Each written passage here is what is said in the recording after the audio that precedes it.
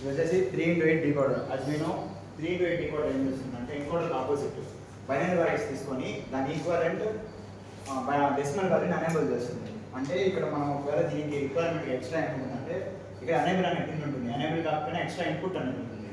మనం ఎప్పుడైతే ఇక్కడ బైనరీ వాల్యూస్ని దీనికి ఎప్పుడైతే ఇన్పుట్గా ఇస్తామో దాని ఈక్వలెంట్ పిన్ అనేది హై అవుతుంది. సపోజ్ ఫర్ ఎగ్జాంపుల్ ఇక్కడ నేను 3 months తీసుకున్నాను అనుకోండి, దాని ఈక్వలెంట్ డెసిమల్ ఏమవుతుంది 7. సో I7 గెట్ యాక్టివేటెడ్ అన్నమాట.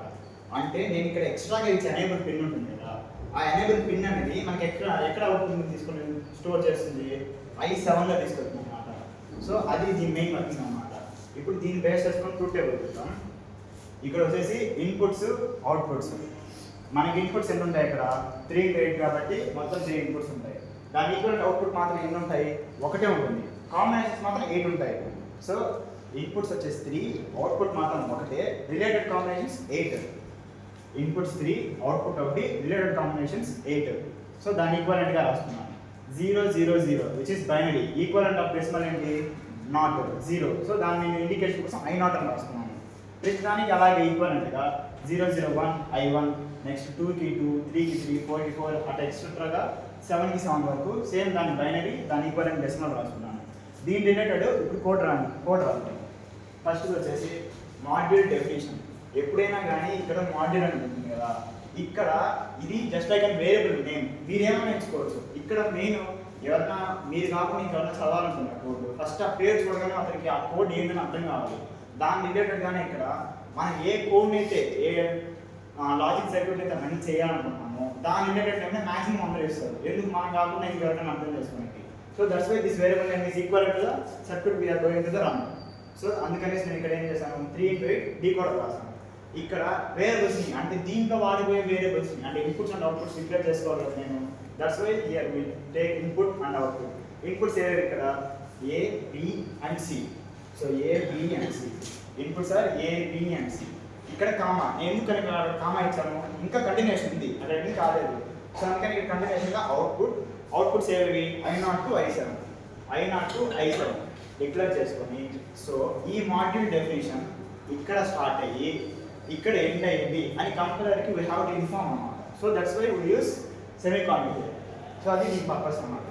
Next getting to the main logic. ఇక్కడ నుంచి 7 వరకు అనేది మెయిన్ లాజిక్. ఇదంతా జస్ట్ కోడ్ యొక్క బాడీ లాగా ఉంటుంది. అంటే మెయిన్ లైక్ ఇది డెఫినేషన్, ఇది ఎండ్ అనుకోండి. అసలు మ్యాటర్ జరిగేదంతా ఇక్కడ అన్నమాట. మొత్తం ఈ సర్క్యూట్ ఉంది కదా, ఈ సర్క్యూట్ మొత్తం రన్ అవ్వడానికి మెయిన్గా డిపెండ్ అయ్యేది ఈ లాజిక్ మీద. సో ఇక్కడ మనం మెయిన్గా ఫోకస్ చేయాలి. ఫస్ట్ వచ్చేసి అసైన్. మన RTL వాడుతున్నటువంటి which is data flow. We have to assign the input logic to the output. So ఇది లాజిక్. ఈ లాజిక్ ఎప్పుడు దేనికి వర్క్ అవ్వాలి, I0కి వర్క్ అవ్వాలి. ఈ లాజిక్ ఎలా రాస్తాను చూడండి.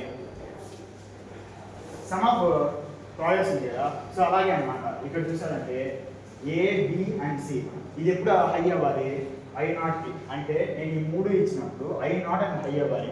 బట్ యాక్చువల్గా నేను ఇచ్చింది ఏవేవి జీరోస్. కాబట్టి ఇది హై అవ్వాలి. నేను రిలేటెడ్గా దాన్ని ఏం చేసుకుంటాను, నాట్ గెట్ వాడి 1 కింద కన్వర్ట్ చేసుకుంటాను. సో దట్స్ వై వీళ్ళకి use here complementary which is not gate అనమాట. సో అందుకని A, B, C ఈ 3ని అన్ చేశాను. So and gate. ఎందుకంటే ఇక్కడ ఒకటే తీసుకున్నాను, కాంబినేషన్స్ ఎందుకు తీసుకున్నాను, గుర్తాండ వరకు ఎందుకు తీసుకున్నాను, because I have only 1 output అనమాట. సో అందుకనేసి కానీ ఎప్పుడు రావాలి, ఈ 3 వచ్చినప్పుడు మాత్రమే నాకు ఇది రావాలి. సో అందుకని ఇక్కడ అన్ గెట్. అర్థమైందా? సో దాని రిలేటెడ్గా నెక్స్ట్ I1 వచ్చేసి 0 0 1. ఈ 1 ఒప్పుకుంటే I1 వస్తుందా, కాబట్టి వీటిని మనం ఏం చేయాలి, కాంప్లిమెంట్ చేసుకొని అన్గేట్ ఇవ్వాలి. సో ఈ 3 1 అయినప్పుడు నాకు ఈ I1 అనేది యాక్టివ్ అయ్యే విధంగా వీటిని కాంప్లిమెంట్ చేసుకొని ఈచ్ వన్ అన్గేట్గా కన్వర్ట్ చేసుకుంటాను. 0 A0, 0 B0, 1 C. సరిపోయిందా? Cని మాత్రమే కాంప్లిమెంట్ చేయాలి. ఎందుకు ఇట్లా ఆల్రెడీ 1. సో అందుకని నేను దాన్ని డిస్టర్బ్ చేయలేదు. దాని రిలేటెడ్గానే same మిగతావని I2, I3, I4, I5, I6 చూస్తే జీరోస్ ఉన్న వాటిని మాత్రమే కాంప్లిమెంట్ చేసుకోవాలి. వన్స్ ఉంటే వాటిని ఏం డిస్టర్బ్ చేయదు. Because they are already high. Low ఉండే వాటిని మాత్రం మనం కన్వర్ట్ చేసుకోవాలి. కాబట్టి కాంప్లిమెంటరీ మీద తీసుకొని ఈచ్ లైన్కి ఎండింగ్ సెమీకాన్ ఉండాలి. ఎందుకు, కంపైలర్కి ఏదైనా కానీ సెమీకాన్ అర్థం ఏంటంటే కంపైలర్కి వీ హ్యావ్ టు ఇన్ఫార్మ్ ఈ line of logic or code or definition అనేది ఇక్కడ నుంచి స్టార్ట్ అయ్యి ఇక్కడ ఎండ్ అయ్యింది. సో ఇక్కడ నువ్వు సెర్చ్ చేసుకునే అవసరం లేదు. ఇంకా ఫర్దర్గా మీకు you can go to the next step. అలా ఇన్ఫార్మ్ చేయడానికి ఈ సెమీకాన్ అన్నమాట. సో అలాగా నేను up to 0 to 7 which is 8 combinations of logic for each output రాసిన తర్వాత చివరిలో ఈ మాడ్యూల్ డెఫినేషన్ నేను స్టార్ట్ చేశాను కదా.